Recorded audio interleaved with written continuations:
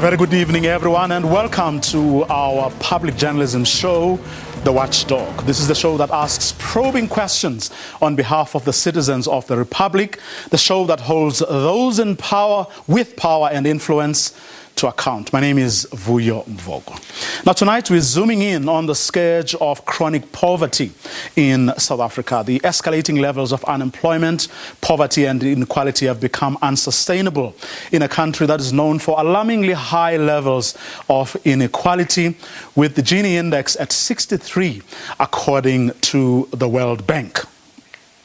Now, after 27 years of democracy, millions of South Africans have clawed their way out of poverty, while millions more still struggle to make ends meet.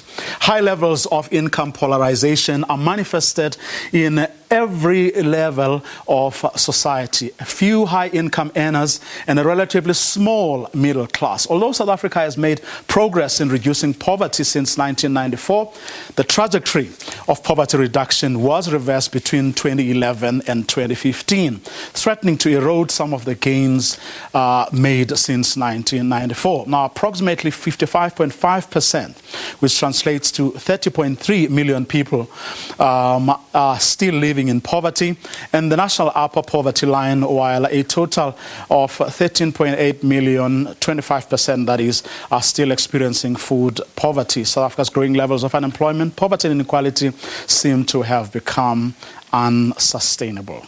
Now, the Minister tasked with social development, Lindiwe Zulu, is joining us to help us answer some of these questions on your behalf. And also joining us a little later on the show is social justice activist in social grants, Leroy Paulos, who says hands off social grants. But first, we'll start with this.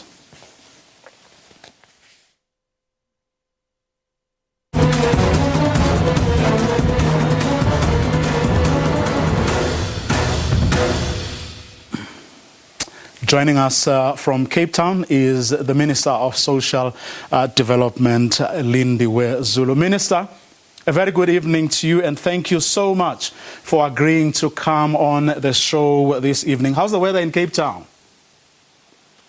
Well, I am in Johannesburg. You're back. Even though I was presenting the budgets to the National Council of Provinces, we're now doing it virtually, so we can be anywhere in the country to make the presentation. So I'm as freezing as you are in Johannesburg, Vuyo, and welcome back, by the way, to the new space, and we look forward to coming to your show and accounting, as you say, and responding to your probing questions. Thank you very much. Speaking of the Johannesburg cold, one makes one shudder to think of what people who, sleep under bridges, people who sleep at taxi ranks must be going through, how they must be coping right now. Yes, absolutely. This is why the Department of Social Development is working with other departments and the provinces in particular to deal with the issue of homelessness, because the people who are homeless, we focused a lot on them when COVID-19 started because of the threat. And as a Department of Social Development are saying, we need to go beyond the issue of the threat of COVID-19, but we need to look for solutions that can be long-lasting. And that's the reason why at the moment we are engaging with provinces, because the issue of homeless people seems to be floating in many places. And we believe as a Department of Social Development, if we are responsible for the well-being of our citizens, we need to then take this issue up and make sure that the lessons that we learned from COVID-19, where people were given shelter, that does not change. Unfortunately for us, you find that sometimes you bring them to the shelters and many of them end up going out, which therefore means, in my view, we need to make sure that we have things that they can do once they get to the shelters, sell ideas to them that will keep them there so that they don't have the need to go back to the streets. But of course, as we continue, some are being taken under the shelter. But because of what you spoke about earlier on in terms of unemployment and people struggling, we are going to be finding more people on the streets. We are committed as government to make sure that we have a new plan for the homeless people. But how would you rate the success of the program you started when COVID-19 hit us? Because it would seem, or certainly from where the majority of South Africans are sitting, that a lot of noises were made at the beginning, you know, but then no real follow-ups were made. I can tell you from where I am right now that as a Minister of Social Development, together with the Deputy Minister, as well as the department itself and the agencies, we have carried ourselves throughout ensuring that we deliver from our point of view. The only thing that we can say has been cut out so far is the 350 rand social relief of distress that has been reduced. That's what I can only say is by the way, not only that it has stopped, but we haven't stopped engaging in making sure that we need it to continue. If we look also at the other social grants that were increased, unfortunately those grants had to end from an increased point of view, but we never stopped the social grants. So I don't believe that it was a question of noise. I believe that this government, as led by President Cyril Ramaphosa, took very strong and firm stance as to how we can be able to protect our people. Yes, it might have not been adequate, but I think that as far as our budget could cover, we did that, because we also even had the issue of ensuring that your food parcels, your vouchers of money that had to be given to our people, the food that we have in our centers, we continued with those. We haven't stopped those because COVID-19 hasn't stopped. And this new budget that we have, we need to make sure that we continue on that. We are going to talk about grants, including the COVID-19 relief grant, in a short while. But I want to ask you this. Do we have any idea as to how many South Africans are out there in the streets across the country? Yes, I must be frank there. We do not have the complete figures of that, because it is only when we started rounding people up during the COVID-19, and especially at level 5, that we started seeing at provincial level how many people were out. But as to the overall figure, I'm not able to give that figure right now. All I can say, whatever the figure is, it is not an acceptable figure. But then, Minister, if we don't know roughly how many people we have out there, how then do we know whether the programs that started when the COVID-19 pandemic hit us actually reached all, or at least almost everyone who is out there in the streets? And moving forward, how then are we going to be able to ensure that we cater adequately for everybody who is homeless? Research is being done at all levels, including at provincial level. May I also just say that even with regard to the 350, we were able to see how many people were accessing the grants, because people were applying for the grants. So we've got all those facts and the figures. But when it comes to the homeless, we have to make sure that the provinces submit to us, first and foremost, in the first year that we had to deal with the homeless, submit to us the figures, because we have already asked for the figures, basing ourselves on the fact that homeless people were not really being taken care of as much as they were supposed to be. We want, as a way forward, to get those figures from the provinces, because it's not just national that has to take the responsibility. Each and every province is the one that has the numbers of people who are homeless. And then once we get those numbers from them, including what is it that they did, including how many of the people that were taken to the shelters still remain in the shelters, then we'll be able to make sure that with evidence-based, we can then develop our way forward of addressing the issue of the homeless. And it's not just the numbers, Minister, it is also the issues that you have to deal with within each and every one of our 9 provinces. I mean, take Cape Town, the Western Cape, for example, Cape Town in particular, where the city enacted, bylaws that really discriminate against the homeless. And part of the argument that the city is making is that they more or less have an idea of how many homeless people they have in the city. But when they look at the budget they have that can cater for those people, it is completely out of kilter. They need your assistance. They need the assistance of the province. Yes, of course, the bulk of our budget, by the way, goes to the provinces.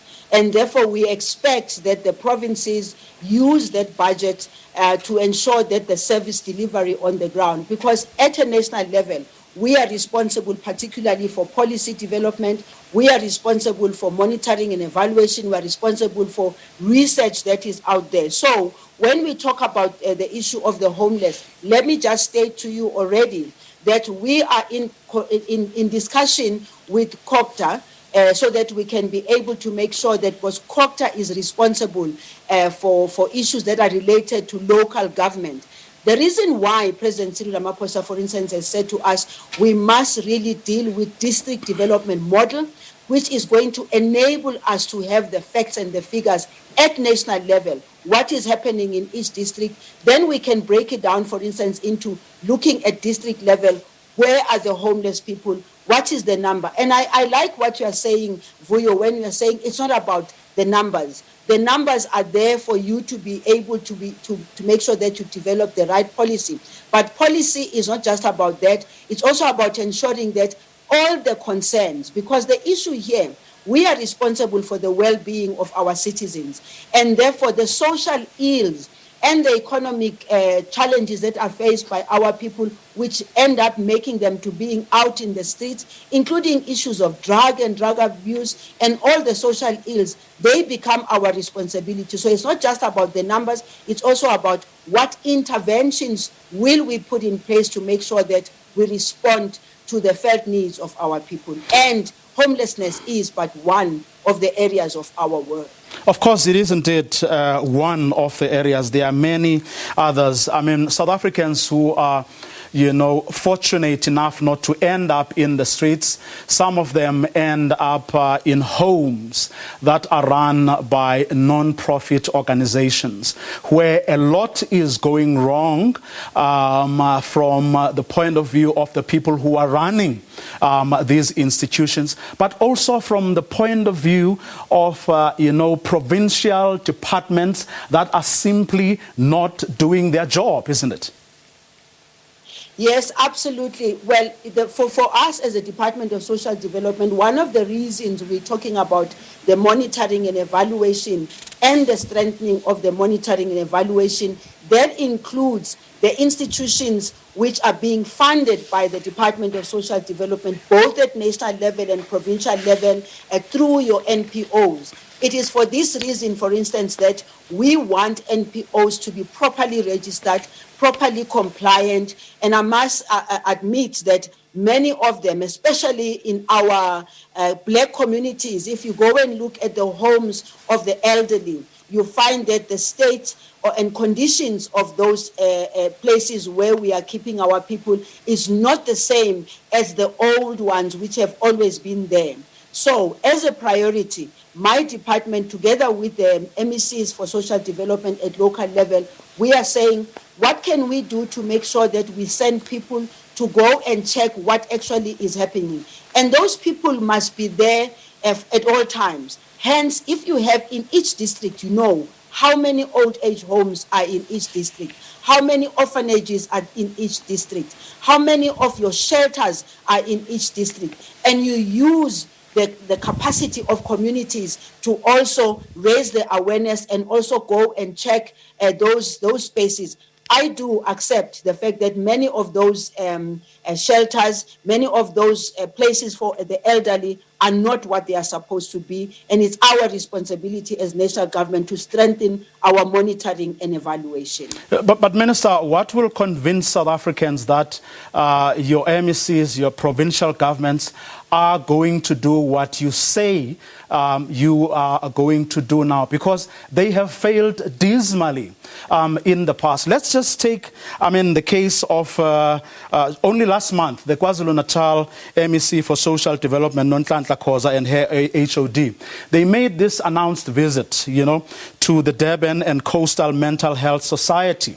She came out of that facility shocked, as she put it, after discovering what she called, quote, unforgivable things that were happening there. The quality of the food, the condition under which those people lived, the mismanagement and misappropriation of funds. But for me, her response, or what she told the media coming out of that facility, was a facade, frankly, because the department has service-level agreements with those people, and clearly no one has been monitored, no one has been going to these facilities to find out whether, in fact, those people are doing the right things. So, what will, what will, assure South Africans now that you are going to do this differently going forward?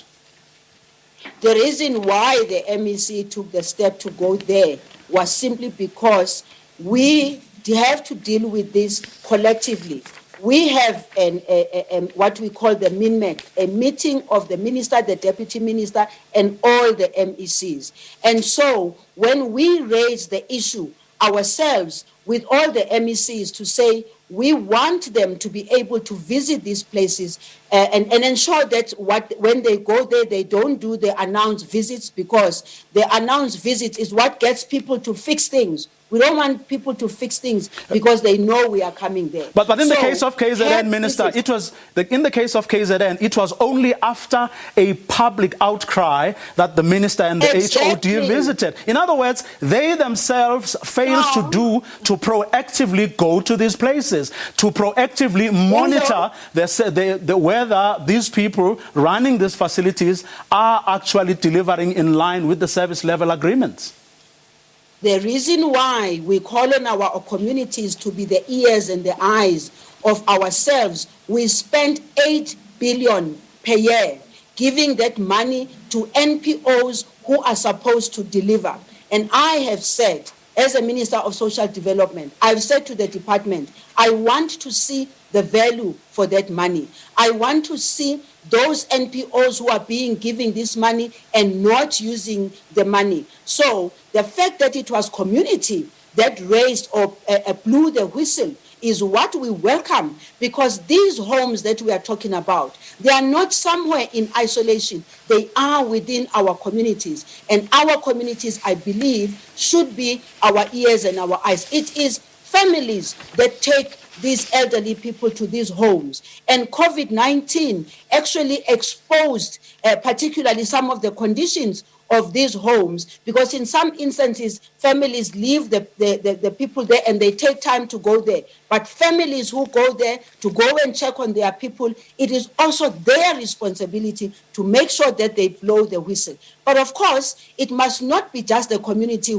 who raised that. It's community-based organizations who have to strengthen the relationship between us and them so that they can continue to be the ears and the eyes. But ultimately, our officials also need to take responsibility. Our officials also need to make sure that they go there, because at a national level, it becomes very difficult for the officials at national level to cover each square meter. But the MECs, the HODs, the departments at provincial and local level, because by the way, we have social development at local level and we must hold them accountable, because they are the ones who are supposed to make sure that they go and check the state and the conditions, because here is an NPO that gets the money. You get NPOs that get 4,000 rands per person. You visit the place, you look at the conditions of the people there, you ask yourself the question, where is the value of the money? Where is the money that government is giving them? And I'm saying, yes, we accept some of the weaknesses that have been there, but going forward, we need to make sure that we have a strong arm of monitoring and evaluation and accountability.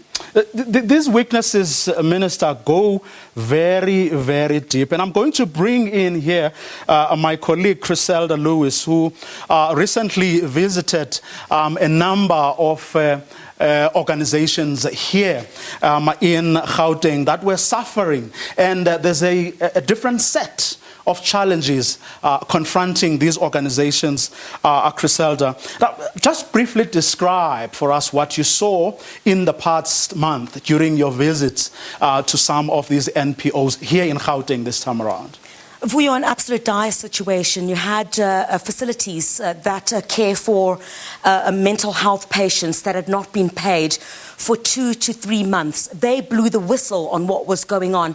And I think in light of what had taken place in Gauteng several years ago, you'd recall, of course, the Life Esidimeni tragedy. We had a situation where we also had, coming towards July, where you're going to have the Life Esidimeni situation come under the spotlight once again, where there was simply no reasonable explanation. Some of these organizations were running out of food in some of these institutions where there were positive cases of COVID-19. They were not able to buy masks. They were not able to buy sanitizers. It was truly a dire situation where we understood that some of these facilities were giving their patients soup and bread. And you'd know, of course, that some of the food that needs to be given to these patients needs to be of a certain quality. So these were hundreds of thousands that were owed to these facilities, and someone was simply not doing their job. The Gauteng Department of Health acknowledged that that should not have taken place. They vowed that the monies would be paid in a couple of days. Indeed, that was paid. The Gauteng provincial government was also quite shocked by what had taken place, saying that you cannot afford another Life Esidimeni. But what's more shocking here, Vuyo, is that the explanation that was given was that the service level agreements, which you just spoke to the minister about, it was directly linked to that. The service level agreements were not signed off before the start of the new financial year. Now, come on, Vuyo. Every single year, you have the end of the financial year and the start of another. Yet you have these organizations which would go months without being paid, and more so difficult in a time where there is a global pandemic. And in Gauteng, where this is taking place, we are categorically at the epicenter of that, and we're currently in a third wave.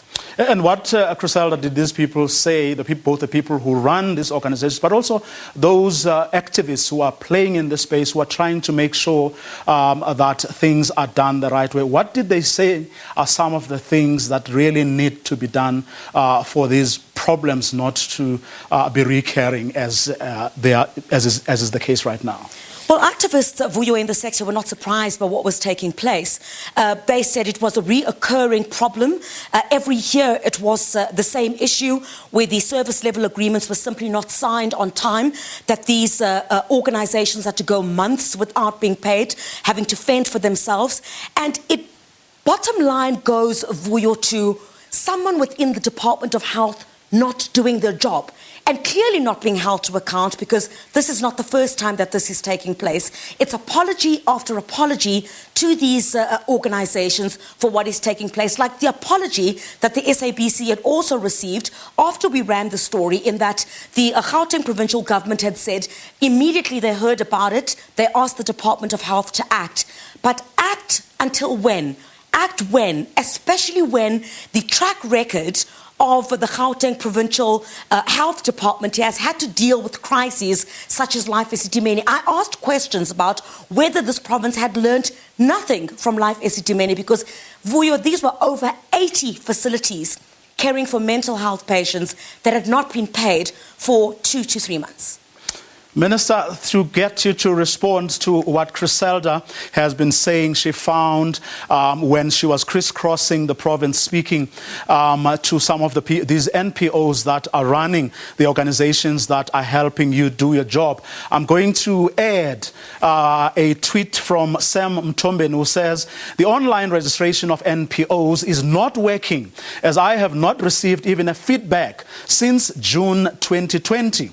Also, to check her Goodwood staff because I have a couple of times inquired with them, but till today there's still no joy. So lack of responsiveness being part of that problem. Minister? Yes, look, let's agree that when it comes to issues of the capacity of the state, it is this government that has accepted the weaknesses in terms of the capacity of the state and the difference sometimes between us at an executive level, agreeing that these are the things that need to be done and the implementation thereof. I go back again to the reason why we decided on lowering and working through the district development model, because that's what's going to be able to help us really have an appreciation and know what is happening on the ground. But also it's the coordinated effort, because as Griselda is speaking, she's more talking about what should have been done by the Department of Health and what should be done by the Department of Social Development. And we have been at pains ourselves in indicating that we have to really work in a much more better way, in a coordinated manner. These are the lessons that we have learned in the past. And as, for instance, when Sam Tombeni talks about the online registration not necessarily working, yes, the online registration is something that is very new. Many of the NPOs actually have got a bit of a challenge in ensuring that they've finished. When they're doing the online registration, sometimes they don't put all the necessary details. But also I do want to say that we have a program, a special program which is called Vangasali, a program of the Department of Social Development, because we thought that program is the one that's going to be able to help us to know the status of NPOs. Our responsibility is also to make sure that NPOs are accountable. We've got to make sure that NPOs are also accountable. And we're not throwing it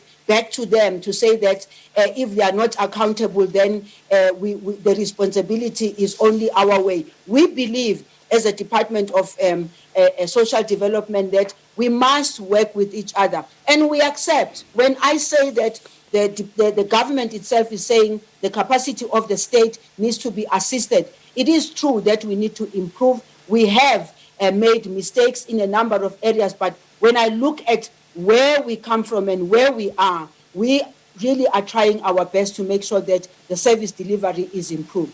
And on the online registration, I'm hoping that the online registration, they follow. One of the things that I know was said is that most of the time the reference number, the follow-up, is something that is a problem, and I'm hoping that the department is going to improve in that, not only the department, but also other government departments when it comes to online registration. Minister, speaking of the capacity of the state, lessons learned, mistakes made, reflecting on how you manage the COVID-19 relief grants, how would you rate your performance on a scale of 1 to 5?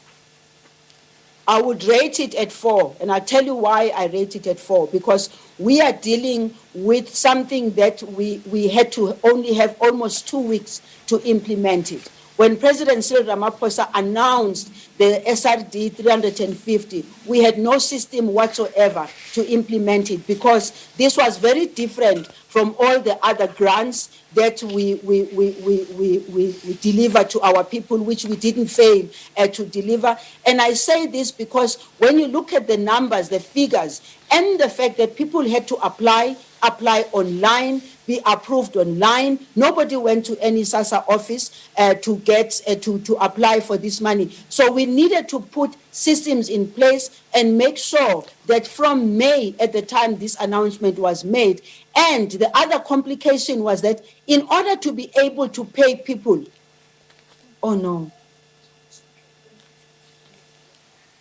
Okay, we seem to be having a problem there. Let's hope it's got nothing to do with load shedding, and we will get the minister back. But one of the tweets I was about to throw to her was someone who was asking, why are so many people still waiting for their 350? Yeah, there's the tweet. There's a tweet here, Minister, from Captain Jack Sparrow, who says, please ask her why people are still waiting for approved 350 rands grants. Sorry, that was a load shedding. My sincere apology.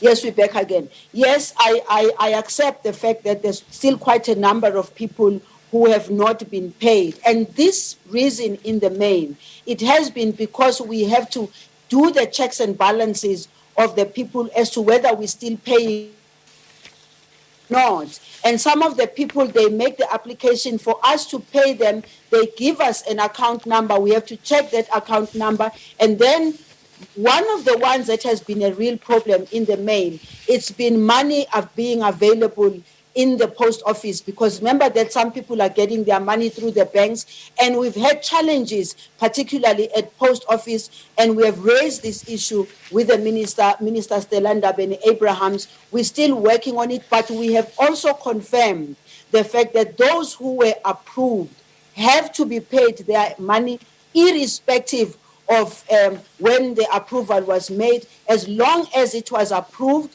and they got the SMSs that they are supposed to be paid, we have to pay them. Minister, I'm glad you mentioned the post office because, post office workers are among the people who have actually defrauded the state, claiming COVID grant relief that they were not entitled to. In your conversations with the Minister of Communications, who is in charge of the post office, what have you discussed? Well, let me just first and foremost make it very clear that it's a damn shame that anybody anywhere, whether in the post office or whether within the system, who applied for the 350 social grant when they actually are earning money from the state. Because remember that way back, we found people who were in the city of Johannesburg, who had applied for this money. I still repeat, as I said it earlier on, it's a damn shame, and it's actually criminal for people to apply knowing perfectly well that there are other people who actually need to get the money, who have absolutely nothing. People who use 350 to make sure that they procure food, and they also take the 350 and they pull it together with other grants that they get in order for them to survive. I know that the city of Johannesburg, I guess I'll just have to still check with the CEO of SASSA as to exactly what happened with that, because we made a directive that the money must be recouped from those people who took the money. And at the post office, I've crisscrossed the country despite this COVID. I've visited a number of post offices. I've spoken to people in the queues who were telling me that, quite frankly, some of the people inside the post office were demanding 50 rands for people to get their money. Again, I say it's a damn shame for people who are depriving citizens of this. And I know, of course, I've said to SASSA, what we need to do is to reduce we must reduce the hand to hand. We must now begin to use technology where people don't have to be standing in front of anybody to even be receiving their money. Technology is here now. That's what we need to use. And 350 social grant itself has shown that it is possible for us to cut out people from in between and get the citizens to receive the money quickest, easiest, and without having to spend too much money even going to get their 350. Minister, elsewhere where people would be taking this as seriously and as the crisis it actually is, you would have called for an emergency meeting with your cabinet colleagues and really take very drastic measures, because in 2018, you took this decision to use the post office. Now, as this period has shown, people have been queuing outside the post office in big numbers, right in the middle of a pandemic, number one. Number two, you've had post office workers claiming monies that they are not entitled to. Add to that the fact that there were people outside the country, there were people who were in prison who were claiming monies that they were not entitled to. This is nothing short of a crisis. The question is, what have you done as the minister responsible for this particular portfolio, and what have you done together with your colleagues, in communications, in finance and elsewhere, to really deal with this with the urgency that it deserves? Well, we have done quite a lot in ensuring that we stop, first and foremost, those people that who had applied and received the money. That issue of who received the money is only way back when the SRD 350 started.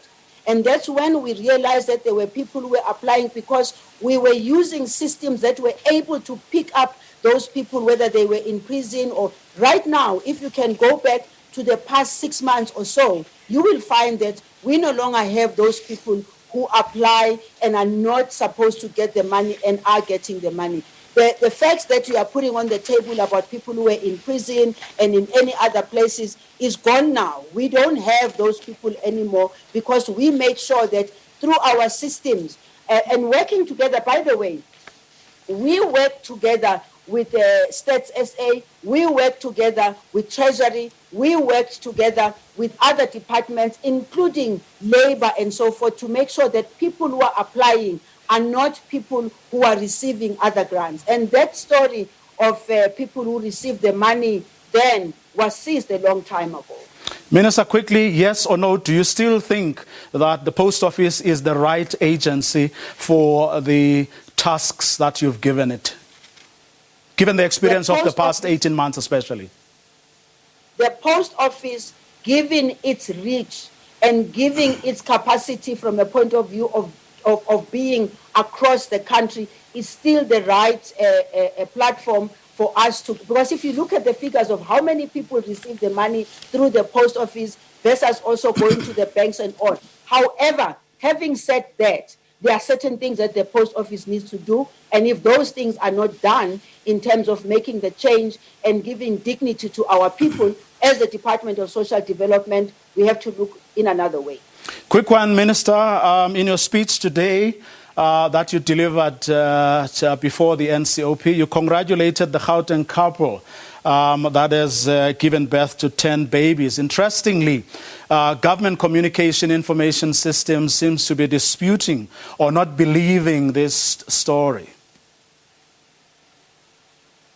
Okay, that's very unfortunate, but I can say that as far as I know, and as far as I spoke to the MEC for social development in the province, as far as I got a preliminary report to the social worker who was supposed to have been working with them long before that, and as far as I know and the information that was given to me about the status of even the mother with regard to social development, those facts have been given to me as facts. And if there's still a query about it, I think we'll still dig into it. I spoke to the MEC actually before I even made the statement because I wouldn't want to make a statement without the facts. I did receive a preliminary report from the social worker to indicate that this is a true story. And the reason why I'm calling on South Africans to help, in fact, this story being true,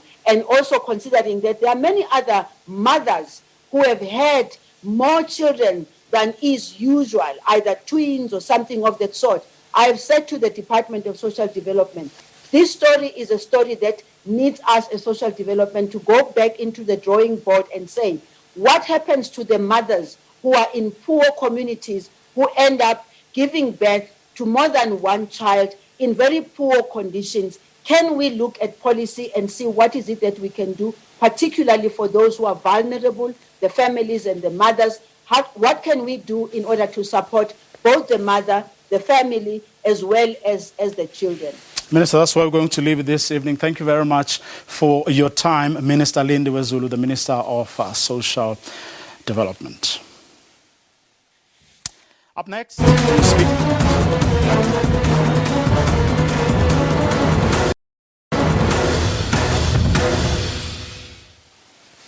For more on whether the Social Development Department is doing what it's set up to do or not, we're now joined by social justice activist in social grants, Elroy Paulus. Elroy, you heard the minister, and I'm wondering what you thought of the comments that she made, but in particular, the commitment that she kept on making that her department is going to get it right.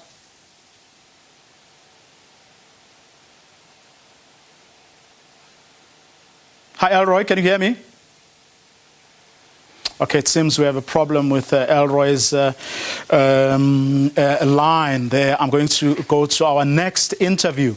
Joining us from Johannesburg is the recently appointed Net1 CEO, Lincoln Mali. Lincoln, thanks very much for joining us this evening. And the reason I asked you to come on the program today on the evening, we were speaking to the Minister of Social Development, is because Net1, as many South Africans would remember, had a lot of dealings with social development, but towards the end of that contract that Net1 had with with social development, you were the poster child for malfeasance.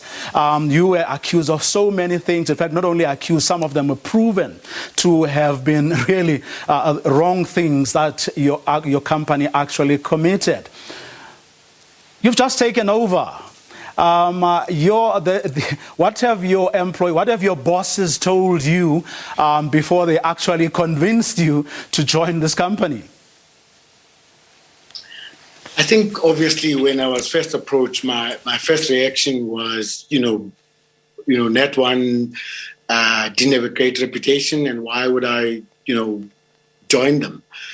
But as they started to share their vision, it became clearer to me that there was a fundamental commitment to financial inclusion, which is something that I'm passionate about.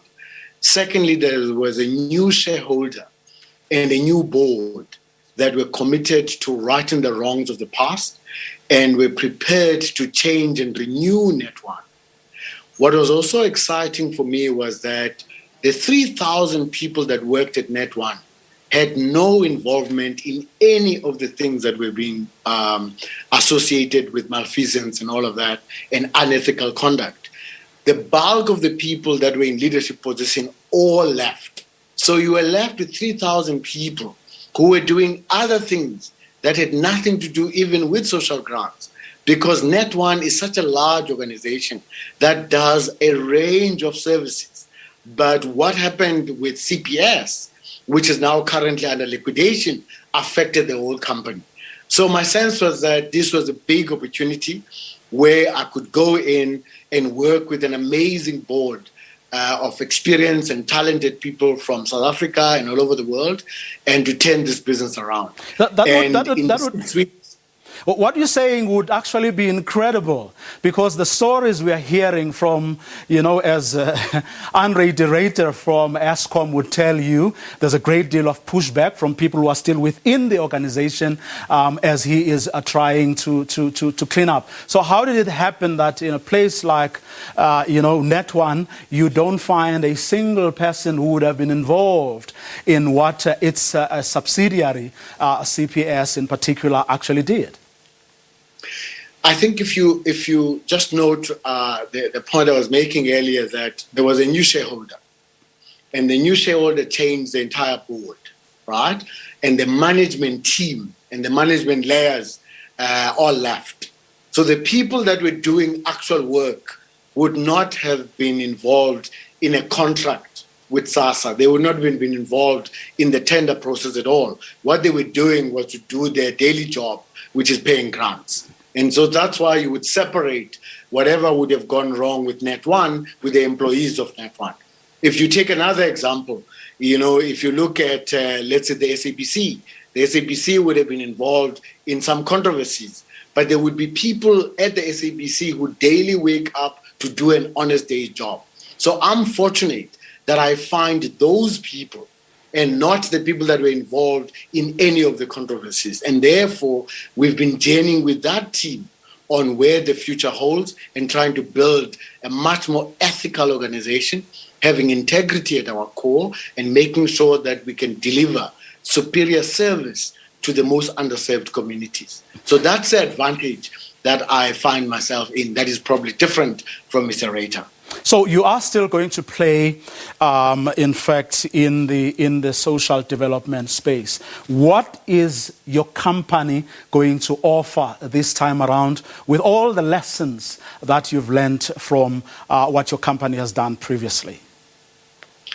I think the most important lesson is that we have to compete fairly and allow customers choice, so that if they decide that their grant must be with us, with our Easy Pay Everywhere account, then those customers will come to us, not because we've done some fancy deal with somebody at the back. It is because we are there, we are offering a service, we've got the technology, we've got the products, we've got a reach into some of the most rural areas, and we've got staff that have been doing this for many years. They used to do it for 10 million clients, now they're doing it for 1 million clients, and our aim is to grow that customer base back to the heights that it was before. So for us, it's about customer service. It matters how we treat customers, how we treat grant recipients, and give them their dignity, and give them their respect, and give them choice. And that for us is very important. And then grant recipients will decide and choose whether to go to us, go to the post office, or go to a bank. That's the choice that you want people to have. And we are out there opening with our staff, opening new branches, new ATMs in different areas, and we see a lot of opportunity to grow. And what's been amazing for me is to listen to our clients, the million or so clients that stayed with us through all these difficulties. I've spent time in 3 provinces, just talking to them, listening to them, going to pay points, going to branches, and they're telling me the stories about why they stayed, why these products are important for them. And that's what we want to build on. And quickly and very briefly, are you ruling out altogether the possibility of going back into the space where you were before, in the hope that this time around things will be completely different now that people like you have actually joined this organization? I think for us, it's about partnership. I don't think it's about having a contract or not having a contract. I think it's about partnership. It's seeing SASSA as a partner, seeing SAPO, the post office as a partner, seeing other banks as partners, and social development, obviously, as a policy arm of government that's involved in this. We can do a lot with technology to serve these customers much better. We can do a lot with our reach into the communities. We can do a lot with our staff and their knowledge of this. And therefore, if we are being asked to play a bigger role, we'll certainly consider that. But everything that we will do will be above board, will be transparent, and will be in line with the dictates of the Constitutional Court judgment about the role that companies play when they play in a role that is a constitutional imperative. That our responsibility is the same as government. If government is given a responsibility and they outsource to a third party, that third party must assume the same responsibilities. And that's what we want to do. And so for us, it's the 3,000 people that I work with and the difference that they can make to our clients and future clients. So we're open for business. That's where we're going to leave it. Thanks very much for your time this evening. Lincoln Mali, who is the newly appointed Net1 CEO, whether, of course, he can take it from, a company that was the poster boy for, malfeasance to, the ideal company that can actually help social development do what it's supposed to do. That remains to be seen. Let's talk now to an activist who knows a lot about social grants and what's happening in the social development space. Elroy Paulos, let me ask you to start by commenting. As someone who previously worked for a lot of NGOs, that are in the space. When you listen to someone like Lincoln Mal, are you convinced that this company, has changed for the better? Thank you, and good evening, everybody. Unfortunately, I'm experiencing load shedding in Cape Town, so I'm in the dark. But civil society has never been and will not be in the dark about things affecting especially our mothers, our grandfathers, our children. And so Ntate Lincoln has a lot to do to convince everybody that is associated with anything to do with Net1 that they are now born again. Can a corporation be born again? I don't know. So what I did in preparation for our interview tonight is, or whilst I had access to the internet, I went to a company that is part of the Net1 crowd, called EasyPay, the green card. And certainly they have written a lot of things to dissociate themselves with their former selves. So it looks like there's a cut and paste sometimes of what the Black Sash is putting in the media. EasyPay account is a loan service. I'm reading from the EasyPay website. SASSA does not offer loan service to its grant beneficiaries. What led to the confusion about the EasyPay green card? And I think what's at play here, we can see right through it. I'm more concerned about what the minister, who has been working very hard, is going to do to hold corporations that violate anything near what has happened in the past. Remember, the unlawful, immoral, I've got to be very careful with my words here, odious, and sometimes well, all of that was allowed, if not facilitated, by people who work for the government, including, of course, the ministers who were supposed to be to take political responsibility for what was going on in their departments. And here, the name of Bathabile Dlamini springs to mind. True, and who had to pay money. She was held accountable for the issues that has happened. That is the right thing to do. That is what needs to move on. Minister Zulu is experiencing, in my mind, a new set of challenges. We are in a global pandemic. Corporations all over, state-owned enterprises, companies, left, right, and center. When you switch on the radio and you listen to SABC, you hear about the huge hateful actions of some corporations. But you heard her making undertakings that her as the minister, together with her MECs and both the national and provincial departments, they are going to turn things around. What we have seen will be a thing of the past. Do you believe her?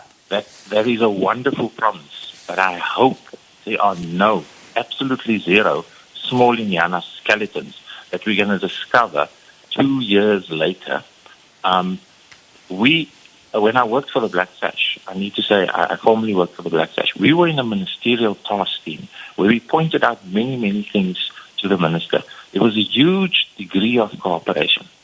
But we need to see the commitment of corporations of what they will do. How will they fall on their sword?